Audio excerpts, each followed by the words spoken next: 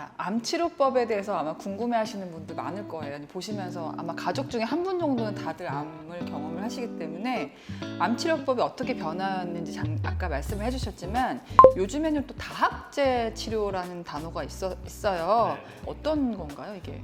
다학제 진료라는 거는 관련 여러 과 교수님들이 함께 진료를 봐드리는 겁니다. 그러니까 처음에 뭐 간암의 경우에 오셨을 때 진단해주는 소화기 내과 교수님도 계시고 색전술 해주시는 영상의학과 선생님도 계시고 고주파 열치료 해주시는 선생님도 계시고 그리고 항암 치료하는 종양내과 의사도 있고 다 여러 과가 같이 있잖아요. 맞아요. 아버지도 여러 과를 도시면서 차병원 안에서도 맞아요. 하시더라고요. 어느 과를 봐야 될지 몰라요. 암 처음 다 살면서 처음 걸리잖아요. 처음에 그럴 때 다학제 진료가 있는 병원에 가시면 사실 그 한 분에 대해서 여러 과 교수님들이 같이 한꺼번에 진료를 봐드리고 치료 방향을 설계해드리고 그리고 또 장점은 저는 이제 항암 치료에는 전문가지만 나머지 치료, 방사선 치료도 최근에 굉장히 많이 발전했고 수술 스킬도 발전했고 외과도. 예, 내시경을 할 수 있는 스킬들도 많이 발전했는데 제가 그걸 다 알 수가 없거든요. 그런 것들을 같이 여러 가지 날카로운 무기를 한꺼번에 모으면 지금의 치료 성적보다 훨씬 더 좋은 치료 성적들도 나올 수가 있는 거예요. 실제 최근에 이제 뭐 췌장암이나 담도암 환자분들 저희 다학제 거친 분들은 예전만 하더라도 수술할 수 있는 분 수술하고 수술 못하는 분은 그냥 완화적인 목적으로 항암 치료하고 뭐 이렇게 단순하게 접근을 했다면 실제 중간에 그레이존이 있거든요. 네. 이런 분들은 다학제 하면 외과 선생님이 의견을 주세요. 조금만 사이즈를 뭐 방사선 치료든지 항암 치료를 줄여주면 완치를 위한 수술을 고려해 볼 수 있겠다. 그러면 저가 할 수 있는 태도가 달라지거든요. 이제 뭐 그냥 단순히 뭐 무난하게 오래가는 항암 치료를 하는 게 아니라 좀 최대한 줄여서 수술을 통해서 완치의 기회를 가져갈 수 있는 그런 전략으로 이제 항암 치료를 적용해 본다든지 이런 것들이 가능해지고 결과적으로는 최근에는 이런 다학제를 거치면서 예전에는 보지 못했던 뭐 쉽게 포기했었을 수도 있는 그런 환자분들이 완치의 기회를 가져가는 것들을 요즘에는 꽤 많이 보고 있습니다. 사람의 생명을 살리고 이런 게 관심을 갖게 된 뭐 배경이 있었나요? 그냥 자라면서? 저는 처음에는 소화기 암이라고 했는데 위암 쪽에 많이 관심이 있었어요. 왜냐하면 저희 이제 할아버지, 할머니 다 위암으로 이제 돌아가셨고 그리고 아버님도 뭐 위암 진단을 받으셔서 수술을 하셨고요. 아버님은 이제 할머니, 할아버지가 다 위암으로 돌아가셨기 때문에 검진을 굉장히 열심히 받으셨고 다행히 조기에 발견을 해서 수술을 해서 이제 완치가 되셨고요. 네. 그리고 뭐 언젠가는 이제 저한테도 넘어오겠죠. 저도 열심히 이제 위암 쪽은 내시경 검진을 열심히 받고 있고요. 그래서 위암을 하고 싶다라는 생각을 좀 했었던 것 같아요. 근데 이제 결과적으로 지금은 이제 조금 더 다른 암으로 소화기 암이긴 하지만 보고 있고 그런 것들이 처음에는 좀 영향을 많이 준 것 같습니다. 처음엔 가족들이 이제 네. 위암이 많다 보니까 관심 갖다가 간담체 뭔가 정복 욕구가 생기는 분야에 뭔가 제가 할 수 있는 일이 좀 더 많을 것 같다라는 생각을 했었습니다. 자, 선생님 그러면요 면역 항암 치료도 지금 저는 예후가 좋으니까 신뢰가 높지만 안 되는 분들도 있잖아요. 네네. 어떤 분은 받을 수 있고 어떤 분은 못 받습니까? 일단 임상 시험에서 그 효과가 입증된 암은 우리가 쓸 수가 있고요. 예를 들면요? 뭐 폐암, 흑색종, 그리고 뭐 위암도 쓸 수 있고, 근데 이제 대장암 같은 경우는 굉장히 제한되고요. 거의 반응이 없는데 MSI 하이라고 해서 뭐 특정 표적이 있을 때는 쓸 수가 있고, 근데 췌장암 같은 경우는 아직까지는 효과가 전혀 없다라는 게 입증이 돼서 최소 2개 이상을 쓰거나 뭐 다른 방법으로 좀 접근을 하고 있습니다. 모두가 되는 것이 아니다. 네네. 간암 같은 경우는 뭐 1차 치료제로 완전히 이제 표준 치료로 자리를 잡은 거고, 근데 이제 간암 같은 경우는 면역 관문 억제제 단독이 아니라 표적 치료제랑 같이 쓰는 티센트릭이 면역 관문 억제제고 아바스틴이 표적 치료제거든요. 그 두 개를 같이 썼을 때 효과가 입증돼서 지금은 표준 치료 쓰고 있습니다. 그렇군요. 아마 빈누님도 용어가 좀 어려우실 수 있는데 표준 치료는 이제 건강보험이 되는 치료라고 해야 되나요? 표준 치료는 그냥 현재 치료 가이드라인에서 진료 지침에서 그냥 이 병 걸리면 이 약 쓰세요 라고 그냥 돼 있는 그냥 표준 치료입니다. 어느 병원에 가셔도 대부분 그 치료를 그냥 받으라고 하는 치료가 됩니다. 제일 보편적인 치료법이긴 합니다. 그러니까 미국에 가도 그 약을 쓰면 그건 틀린 건 아닙니다. 근데 이제 조금 더 뭔가를 해보려면 제일 최신의 약을 쓸 수 있으면 더 좋은 거죠. 사실 그게 저희 말은 쉽게 하는데 저는 그 매번 최신 치료를 하는 건데 각각 다 도박을 하는 심정이긴 했습니다. 그래서 여러분 쉽지는 않으실 거라는 걸 잘 알고 있고요. 그 다음에 말씀 중에 면역 항암 치료라고 하면 많은 분들이 뭐 보약같이 면역을 끌어올리는 뭘 넣는가 생각하는데 그게 어떤 기준으로 그러니까 들어가는 건강 건가요? 보조식품은 아니고요. 우리 몸이 사실은 면역 체계가 있어서 암을 항상 감시하고 있거든요. 네. 근데 이 면역 체계가 잘 돌아가고 있으면 우리 몸에서 암이 생길 리가 없겠죠. 근데 암이 되게 똑똑해요. 살아남는 법을 알거든요. 그러니까 뭐 인간도 진화하고 코로나 바이러스도 진화하고 살아남기 위해서 네, 암도 진화를 합니다. 그래서 그럼 우리 몸의 면역 감시를 피하기 위해서 이렇게 빠져나가거든요. 사실 암이 생긴 분들은 이미 우리 몸의 면역 감시를 피해서 걔네들이 살아남는 법을 알게 된 암들인 거고요. 근데 면역 항암제, 최근에 나온 면역 관문 억제제는 그런 것들을 이제 암이 투명 망토 내에 있는 거를 이 투명 망토를 싹 제껴버리는 약이 이제 면역 항암제, 면역 관문 억제제 역할이라고 생각하시면 돼요. 그러면 이제 투명 망토가 사라지면 우리 몸에 있던 면역계가 다시 이제 걔를 공격할 수가 있게 되는 거죠. 쉽게 말씀드리면 그런 기전입니다. 일종의 칵테일 같은 건가요? 뭐 칵테일이라고 할 수도 있고 네. 병합치료법이라고도 많이 표현을 합니다. 정말 오늘 우리 지금 암 뽀개기다 뽀개기. 어렵죠. 저도 얼마 전 건강검진 받았는데요. 주변에 뭐 종류를 불문하고 암 환자가 진짜 부쩍 늘었어요. 맞아요. 특히 젊은 층에서 많이 늘었어요. 왜 이렇게 암 환자가 는 것 같으세요? 아니면은 진단 기법이 발달해서 그럴까요? 전체적으로 봐서는 고령화와 관련이 큽니다. 예전에는 이제 평균 수명이 짧았기 때문에 암이 진단되기 전에 이미 돌아가시는 분들이 많았다면 지금은 이제 거의 100세 시대잖아요. 네. 이게 암이 생기는 게 지극히 확률적인 거거든요. 우리 몸의 세포들이 막 분열하면서 유전자 이상들이 쌓입니다. 근데 그거를 몸이 제거해주는 속도보다 이제 나이가 들수록 제거해주는 기능들은 많이 떨어지고 쌓이는 속도는 많아지죠. 그게 어느 임계점을 넘게 되면 이제 암이 되는 거거든요. 그래서 고령화되면서 이제 암 환자분들이 계속 더 많이 생기고 있는 거예요. 그렇구나. 뭐 환경 오염 때문이다 뭐 이런 그런 얘기도 것들도 있고. 영향을 주죠. 실제 예. 보면 근데 최근에 나온 뭐 발표된 연구 결과를 보면 한 3분의 2 정도는 네. 그렇게 쌓여가는 돌연변이들에 의해서 자연스럽게 생기는 거거든요. 누군가의 잘못에 의해서 생기는 게 아니라 한 3분의 1 정도가 환경적인 영향을 받고 완전히 이제 뭐 유전적인 영향을 받는 건 한 5% 미만이다라고 거의 보고 있습니다.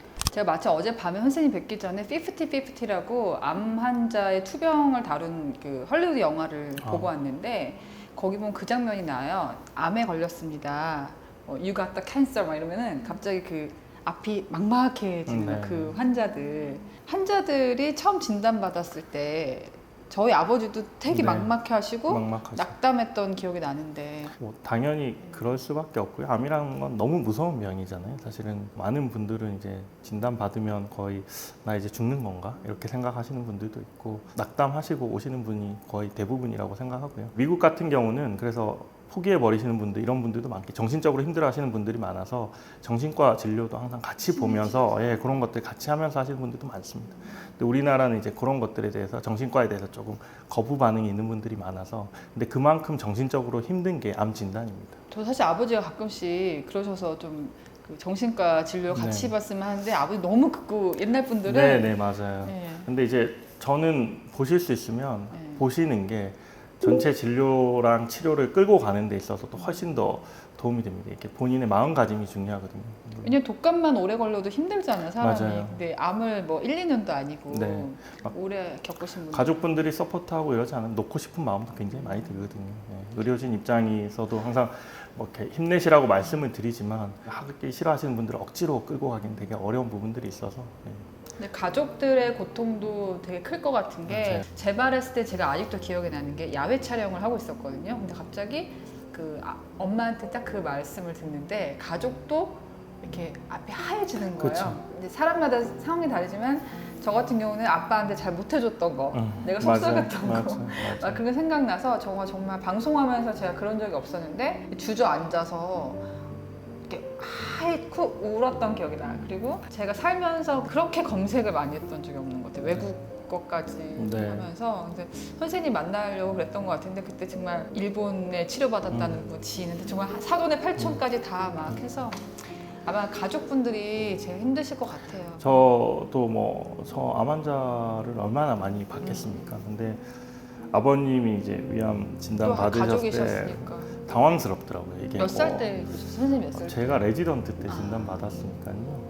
20대 후반이었고 가족이 받으니까 굉장히 당황스럽더라고요. 어떻게 해야 되지? 라고 순간적으로 한번 말씀하신 것처럼 앞이 하얘지는 상황이 오더라고요. 그러니까 이런 것들을 저는 좀 계속 리마인드 하려고 해요. 이렇게 저한테 오시는 환자분들이 어떤 마음으로 저한테 오실지에 대해서 계속 좀 자기 피드백을 주려고 합니다. 되게 많이 좋아졌던 게 저희가 처음에는 선택할 수 있는 약이 넥사바밖에 없었는데 면역 항암제가 들어왔고 또 면역 항암제도 처음에는 가격이 굉장히 비쌌는데 네. 지금은 어떤가요? 작년 5월부터인가 급여가 되기 시작해서 지금 암 환자분들은 이제 5%만 내면 돼서 네. 비용이 많이 저렴해졌고 원래 네. 4,500 들었거든요, 회당. 네. 네. 그래서 뭐 1, 2억은 그냥 막 맞아요. 넘어갈 수 네. 있는 치료죠. 그랬던 치료 다행히 이건 너무 좋은 치료라서 사실 급여를 꼭 해줘야 되는 약이었는데 시간이 조금 걸리긴 했지만 어쨌든 작년에 급여가 다행히 제가 됐습니다. 그 기억이 나는 게 작년에 아마 그 급여가 안 될 뻔했나 뭐 그래서 그 간사랑 카페 회원분들이 너무 좌절하셨던 그 기억이 나요. 그러면 정말 넉넉하지 않은 분은 치료를 못 받게 되니까 넉넉해도 부담스러운 맞아요. 가격이었거든요. 맞아요. 예. 예. 이제 심포가수까지라고 해서 예전에는 이제 뭐 저희 병원에 일시적으로 하긴 했는데 뭐 면역 항암제 비급여 약도 저희 병원에서 치료 받았을 때 또 급여가 되는 장점이 있긴 했었거든요. 네. 그래서 이제 더 많이 오셨고 이런 게 있었는데 그게 아마 그 전 2년 전에 이제 끝나게 되면서 그 다음에 오시는 분들이 그 혜택을 좀 못 받게 되는 경우가 생겼고 다행히 그 다음에 5월 달에 조금 갭이 있긴 했지만 급여가 돼서 이제는 웬만한 병원에서 또 받을 수 있게 근데 돼서 그 사이에 포기하신 분도 많았어요. 있죠. 가족들한테 뭐 한 달에 거의 800에서 1,000만 원 깨지는데 그거를 사실 맞아요. 대라고 할 수가 없잖아요. 그리고 이게 뭐 몇 번 맞는다 이런 게 딱 있으면 없잖아요. 좋은데 네. 효과가 좋으면 역설적으로 네. 계속 맞아야 되거든요. 네. 그래서 저도 이제 카페 회원으로서 다른 회원분들 글도 읽기 때문에 그 텀 사이에 급여가 되기 사이에 너무 많은 분들이 좌절하셔서 포기하시고 아마 그 중에는 병세가 악화되신 분도 있을 것 같고 정말 기억이 납니다. 환자들 많이 만나시잖아요. 네. 기억에 남는 분이 있으실까요? 네. 면역 항암 치료의 이해라는 책을 쓰게 된 계기가 된 환자분이 계세요. 아까 처음에 말씀드렸지만 면역 항암제의 장점은 뭐 부작용이 없는 거, 여러 암에 듣는 거, 뭐 이런 것도 있지만 사기암 환자라 하더라도 효과가 좋으면 거의 완치에 가까운 효과들이 나타날 수 있다는 게 큰 장점이었잖아요. 처음에 이제 위암 환자분들을 많이 봤었는데요. 위암, 복막 전이까지 있는 고령의 70대 후반의 환자분이었어요. 그러니까 사기암 환자인 거죠. 그래서 1세대 세포 독성 항암제를 처음으로 썼고 근데 병이 진행을 했어요. 그리고 두 번째 약제로는 표적 치료제 플러스 세포 독성 항암제 같이 써서 했는데 결국 병이 진행했고 복막 전이가 더 악화되면서 복막 전이가 배 막에 이제 암이 퍼지는 거거든요. 그러면 이제 복수가 생기고 그럼 이제 위암 환자분들이 이제 거의 마지막 시간이 왔다라고 우리가 좀 예측할 수 있는 그런 요인 중에 하나거든요. 환자분 보호자분들을 다 모시고 이제 아마 추가적인 치료가 고령이시기도 하고 이미 컨디션도 많이 떨어져서 좀 어려울 것 같다라고 말씀을 드리고 요양병원이나 호스피스 병원을 좀 알아보시면 좋겠다라고 말씀을 드렸어요. 그랬더니 이제 자녀분들이 좀 비용이 들거나 해도 상관이 없으니까 나는 뭐라도 조금 더 해보고 싶다라고 의견을 주셔가지고 그때 당시 이제 막 사용 가능하게 된 면역 관문 억제제를 그러면 해보겠다라고.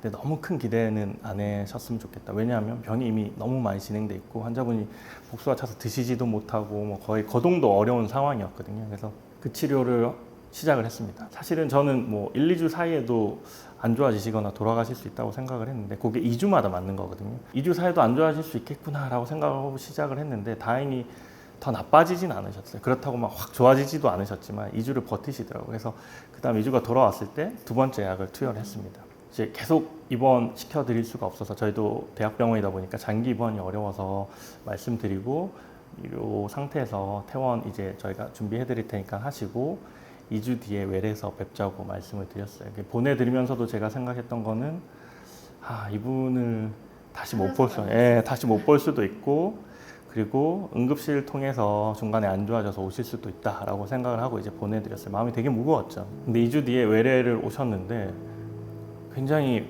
좀 편하게 들어오시는 거예요. 오시면서 자기 좀 컨디션이 많이 좋아졌다고 복수도 좀 주는 것 같고 식사도 하기 시작하셨다. 그 전에 영양제 계속 맞고 계셨거든요. 그래서 꽤 다행이다라고 생각을 하고 치료를 또 3번째 약이 들어갔습니다. 그리고 나서 그 다음 2주째 오실 때 이제 우리가 CT를 찍고 보거든요. 6주째 될 때 CT를 찍었는데 기존에 있던 복수가 굉장히 많이 줄어들고 복막 전이로 보였던 소견들도 아주 많이 좋아지고 환자분이 당연히 아주 편하게 오셔서 그때부터는 이제 30분 치료 맞고 가고 이렇게 되셨어요. 그래서 보람이 있으셨겠네요. 네, 그분은 그 치료를 2년 치료를 하도록 돼 있는데 2년 치료를 다 마치셨고요. 지금은 5년이 되셔서 사실은 완치 판정도 받으시고 1년에 한 번 이제는 최근에 보고 있는데 와서 그냥 덕담 나누고 그냥 농담하고 그냥 지금 최근에 어디 여행 가셨는지 이런 것들 사진도 보여주고 거의 제 진료 시간은 그냥 그런 식으로 거의 때우고 있거든요. 근데 이제 저 같은 경우는 한 20년 가까이 이제 암 환자분들을 봐와요. 그러니까 면역 항암 치료 전 시대에는 환자분이 진료실에 들어오는 그런 걸음 속도, 얼굴 표정, 아플 때 찡그리고 들어오시잖아요. 그리고 활력 징후 이런 것들만 봐도 저희가 이제 이분이 우리와 함께 할 수 있는 시간이 얼마 정도 남았다라는 걸 예측이 가능하다고 해요. 그래서 종양내과 선생님들끼리는 뭐 관상만 봐도 이제 좀 안다라고 얘기를 하는 거죠. 근데 그랬던 것들을 완전히 깨준 분이 이런 환자분이 계셨어요. 포기하지 말아야겠다. 네네. 지금 굉장히 저희가 잘된 케이스 위주로 얘기를 했는데 네네네. 그래도 의사라는 직업이 삶과 죽음의 경계에 항상 있잖아요. 네. 좀 실패했던 환자 가운데 좀 마음에 남는 저는 가장 어려운 부분이 이제 저도 아이가 있거든요. 네. 근데 이제 젊은 분이 오시면 굉장히 감정이입을 안 하기가 어려워요. 그러니까 특히 위암 같은 경우는 젊은 분들이 좀 더 예후가 안 좋거든요. 그런 분들은 면역항암 치료제도 잘 안 듣고 뭐 그렇게 해서 환자분을 떠나 보내고 나면 뭐 한 몇 주 정도는 머릿속이 되게 좀 불편해요. 이렇게 좀 그런 잔상 같은 것들이 많이 남아 있고 최근에도 이렇게 좀 젊은 환자분인데 외동 따님이 고2거든요. 그러니까 처음 시작하셨을 때 치료를. 근데 저랑 방사선 종양학과 선생님이 이제 같이 치료를 하고 계신데 최근에 조금씩 나빠지고 있고 이런 상황인데도 둘의 목표는 완치가 아니라 하더라도 이 따님이 대학 갈 때까지는 우리가 어떻게 해서든 환자분한테 시간을 드려야 되지 않을까 이런 것들이 좀 저는 제일 힘든 것 같아요. 이런 젊은 분들을 봤을 때는. 갑자기 궁금해지는 게 의사들은 감정 조절을 어떻게 할까요? 우울증이나 이런 게 없을 수가 없을 것 같은데요. 그래서 실제로 뭐 정신과 상담을 받거나 이러는 친구들도 있고 어떻게 멘탈 관리하세요, 선생님은? 주말에는 가족들이랑 좀 시간 보내려고 하고 네. 근데 온오프를 조금은 하려고 합니다. 예전에는 주말이 없었거든요. 나를 위해서 조금 리프레시 시간이 주어져야지 월요일부터 다시 에너지를 환자분들한테 드려야 되는 입장이거든요. 그래서 그런 것들을 할 수 있기 위해서 시간을 잘 보내려고 합니다. 난 이런 건 좀 지키려고 한다, 루틴이 있다 이런 게 있을까요? 저는 운동을 좀 시작을 했고요. 뭐 수영 같은 것들 최근에 좀 하고 있고 그리고 밤에 꼭 산책을 합니다. 한 사모님이랑? 뭐 시간이 되면 같이 하고 안 되면 저 혼자서라도 네. 밤에 이렇게 한 3-4km 정도를 걷거나 뛰거든요. 그런 것들이 머리를 조금 더 맑게 하는데 도움이 되고 있어서 저는 뭐 일단은 현재는 그거를 제일 열심히 하고 있는 거예요. 환자들도 마찬가지겠어요. 환자들도 그러면 좋겠어요. 우리가 생각할 때 암 환자분들이 뭔가를 다 정신이 이길 수 있다라고 생각하는 경우가 있잖아요. 저는 그건 좀 틀렸다라고 생각해요. 마음가짐만으로 안 되는 경우가 있거든요. 몸이 움직여야지 마음도 좀 따라 움직이고 이런 것들이 있어서 제가 항상 환자분들한테 말씀드리는 게 너무 집에만 있지 마시고 네. 산책도 좀 하시고 계속 몸을 움직여야 된다라고 말씀을 드리고 있습니다. 갑자기 궁금해지는 게 선생님이 굉장히 좀 따뜻한 이미지예요. 저희 카페에서. 그래서 이분은 어떻게 이제 감정을 좀 관리를 할까? 그 중에 하나가 사랑인 것 같습니다. 사모님하고 병원에서 만나셨다고요? 네. 이게 바쁘신 와중에 또 이렇게 러브를 또 어떻게 좀 네. 얘기 좀 해주세요. 사모님이 간호사 하셨다고. 네. 네. 저희 와이프는 간호사였고. 띠라일라일라 알죠? 네. 아니 대단한 얘기는 아니고요. 네. 사실은 뭐 다르게 만나기는 좀 어려운 상황이었고. 레지던트 때. 예, 레지던트 때 병원에 있었는데 네, 제 환자분들 열심히 봐주고 그러셔서 그냥 마음이 가더라고요. 마음이 예. 따뜻해 보이고. 네, 그래서 뭐 저는 와이프를 되게 존경합니다. 왜요? 네, 그냥 어떤 상황에 대해서 원리 원칙을 잘 지키고요. 네. 그리고 저희가 힘들 때 항상 중심을 좀 잡아줄 수가 있어서 제가 이분과 꼭 결혼을 해야겠구나라고 생각을 했습니다. 7년 연애하셨다고. 네, 7년 연애했습니다. 고무신이 한쪽이 거꾸로 신을 수도 그러니까요. 있는 시간인데. 네, 그래서 네. 감사하게 생각하고 있습니다. 진짜. 저는 이제 아버지 이걸 겪으면서 그런 상상을 많이 합니다. 내가 만약에 암에 걸린다면 나는 이런 치료를 할 것이고 이렇게 시간을 보낼 것이다. 혹시 선생님께도 그런 게 있나요? 근데 일반인 분들이 조금 알았으면 하는 것들을 생각을 해봤어요. 해당 과에 대해서, 해당 암에 대해서 어떤 특정 명의를 찾는 것보다는 대부분 명의라고 알려진 분들은 수술하시는 분들, 뭐 이런 분들이 많은데 수술이 안 되는 케이스도 많거든요. 그리고 수술 외에도 다른 옵션들도 요즘에는 많기 때문에 다학제 진료가 잘 돼 있는 병원을 좀 찾아보시면 여러 과 선생님들의 인풋을 한꺼번에 받을 수 있다는 큰 장점이 있는 것 같고요. 그리고 어떤 항암 치료를 이제 받으셔야 되는 병기가 됐을 때는 지금 표준 치료를 받으시는 무난한 선택도 있지만 그것보다 한 단계 조금 더 앞선 치료라고 생각되는 신약 치료를 받을 수 있는 기회가 있다면 아까 말씀드린 신약 임상 연구라든지 뭐 동정적 프로그램이라든지 뭐 사전 신청 요법이라든지 이런 것들을 좀 적극적으로 좀 알아보시면 기존의 치료보다도 조금 더 나은 치료의 기회들이 될 수도 있다라고 말씀드리고 싶습니다. 덧붙여서 저도 많은 병원을 전전을 봤기 때문에 더 큰 간판이 더 화려한 병원, 시설이 더 화려한 병원도 있는데 저는 그냥 지금 분당 차병원 갈 때 느끼는 게 아니 직원분들 친절하셔요. 예, 친절하시고 조금 그런 게 좀 느낌이 다르긴 다르더라고요. 제가 뭐 도움을 받고 있어서 그런지 모르겠는데 말씀하신 것처럼 너무 노련하신 선생님들만 있는 것도 좋지만 이렇게 좀 새로운 영역에 도전해보는 선생님들이 많은 것도 저는 좋았다. 네, 예. 아유, 감사합니다. 최신 좋게 말씀해 주셔서. 그랬습니다. 자, 백팩을 메고 37살에 도시로 가신 덕분에 저희 아버님을 비롯해서 많은 환자분들이 암 치료에서 새로운 전기를 맞으셨고 너무 저는 훌륭하신 분이어서 꼭 한번 조수빈 TV에 모시고 싶었습니다. 약간 뭐 뜬금없을 수도 있지만 저는 오늘 영상이 정말 어떤 분한테는 정말 아주 꼭 보셔야 되는 중요한 영상이 될 거라고 믿습니다. 그렇죠, 선생님? 네, 감사합니다. 같이 보시고 어떠셨어요? 재미있었고요. 네. 예, 이렇게 뭐 아까 말씀하신 것처럼 너무 뜬금없는 사람이 나와서 이게 채널에 누가 되지 않을까 약간 아니, 걱정이 되긴 이것도 합니다. 제 경험이니까 우리 빈둥님들 제 경험 나누는 거 되게 좋아하시지 않나요? 그죠? 자, 선생님 저희 트레이드 마크가 있어요. 네. 구독, 좋아요, 알람 설정 지켜볼 거야 합니다. 네. 알겠습니다. 조수빈 TV 구독, 좋아요, 알람 설정 지켜볼 거야.